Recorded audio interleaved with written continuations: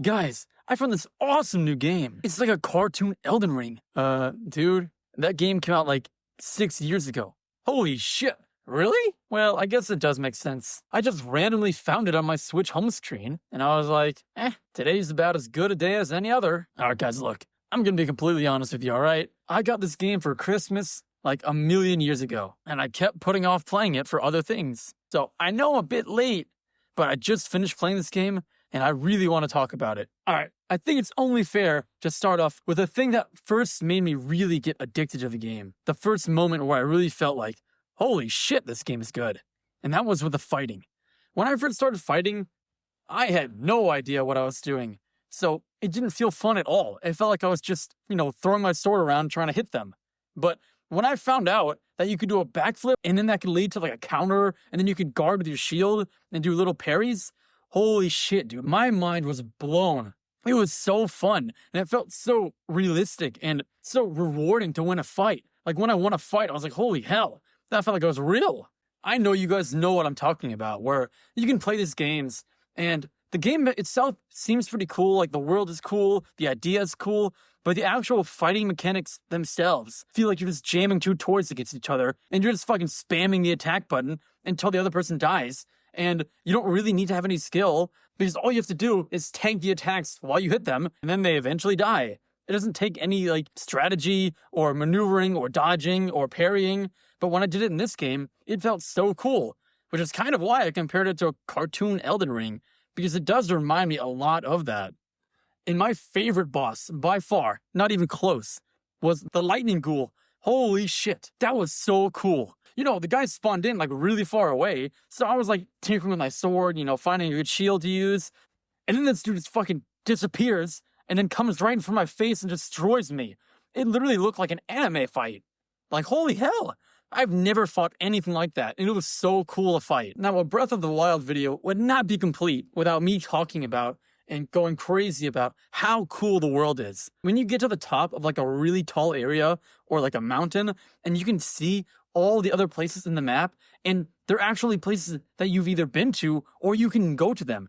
Anything you see on the map, you can go to, and that's really fucking crazy. It's so cool. Most games, even 3 feet in front of you won't render really. To be able to see that and to know that that's not some fucking out of bounds area that the devs just put in there to look cool, but it's actually a real place in the world. I mean, it makes it feel so realistic because that would be what it would be like in the real world.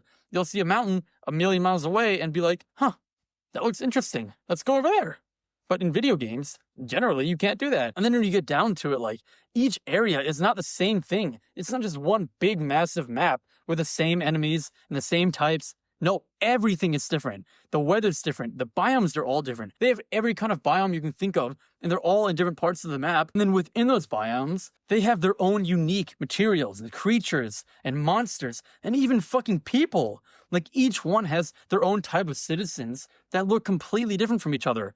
You got the volcano place, and the people that live there are these rock types. Of course they would be, because the only kinds of people that can live there are rocks. If they're regular human beings, you'd melt. And actually, you do melt in the game if you don't have a potion, which is actually really fucking annoying, but it makes sense. It's very logical. And I love that, because even though it may be a small thing, it goes a really long way in making the world feel like it's way bigger than it actually is. And it's not just one big area with the same things. The coolest part is, you never know which area you're going to walk into or what areas there are in the game. And then once you get in that area, what cool things you're going to find in that area. It makes it so refreshing and fun to play. And something else that I loved about this game is that, unlike most other games, where you have one type of enemy generally, and even if they do have a secondary type of thing to do or objective to complete in the game, it's not really as fleshed out as well, and so it's not really as fun. But in this game, they have both combat challenges and puzzles. So as I'm sure you already know, they have things called shrines in the game, which are just puzzles you go through and you complete them in different ways.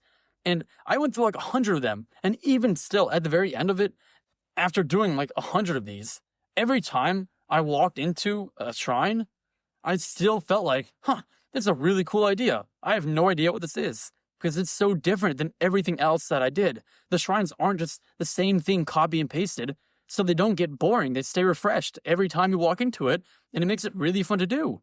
And they somehow managed to make both the combat really fun and the puzzles so that every part of the game kind of complements each other and they both feel really fun. It literally goes up even to the boss area where to beat the 4 bosses, you need to do both defeating a puzzle, like how the fuck could you beat one? Whatever.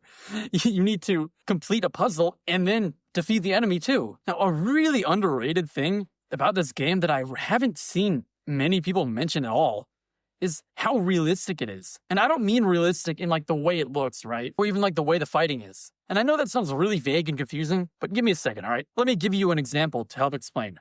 So this one time, I was walking through the village, right? And some little rugrat asked me to collect like 10 crickets for him. And I was like, where the fuck am I gonna get crickets for you? Hell no. Go find them yourself. Fucking scram skedaddle. Get out of here. But then something really interesting happened. A little while later, after I left, I was fighting some enemies and some tall grass. And I accidentally cut the grass with my sword. And what do you know? A bunch of crickets popped out like a fucking wild Pokemon. And I was like, whoa, that's actually really realistic. Like that's how it should be in real life. That's how it would be in real life. If you wanted crickets, you go in tall grass and try to find them there. And to actually have them in that like intuitive way, where it's the same way as the real world, like blew my mind. And even though it's such a small detail, it really makes it so cool because if you want to do something in the game, all you have to do is think, how would it work in real life?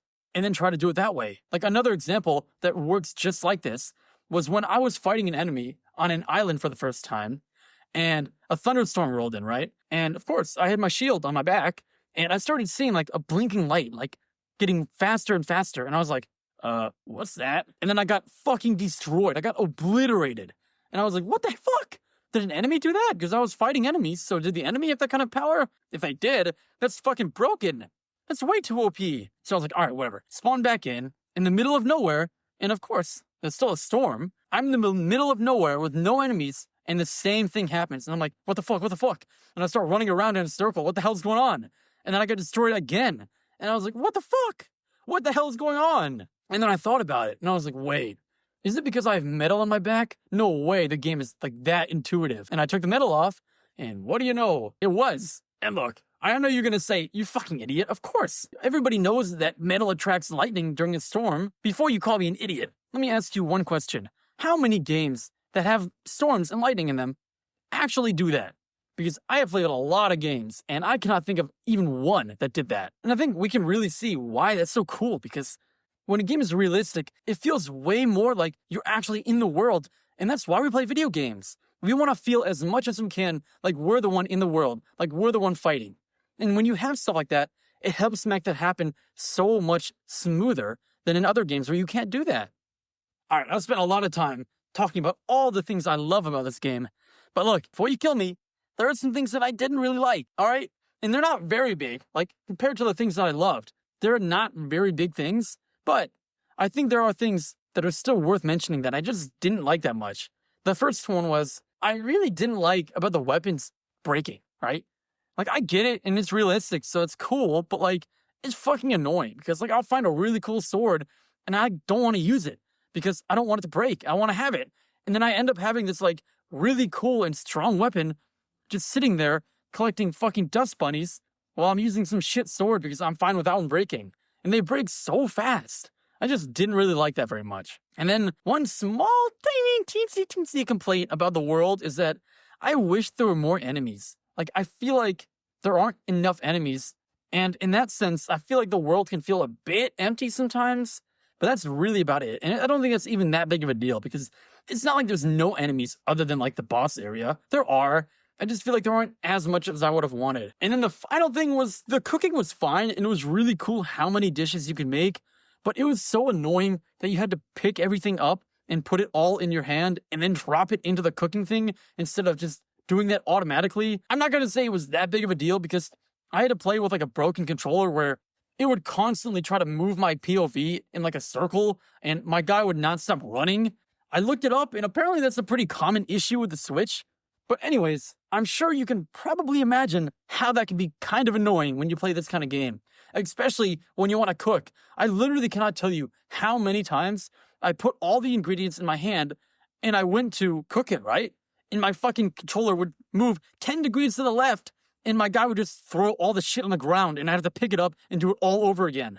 It was so fucking annoying. I don't know why you couldn't just put it in there automatically from your inventory. Look, I told you, just a few small things, right? Nothing too major. Overall, the game was amazing. It was so much fun. And with that being said, that's all I got for you. Now scram skedaddly doo.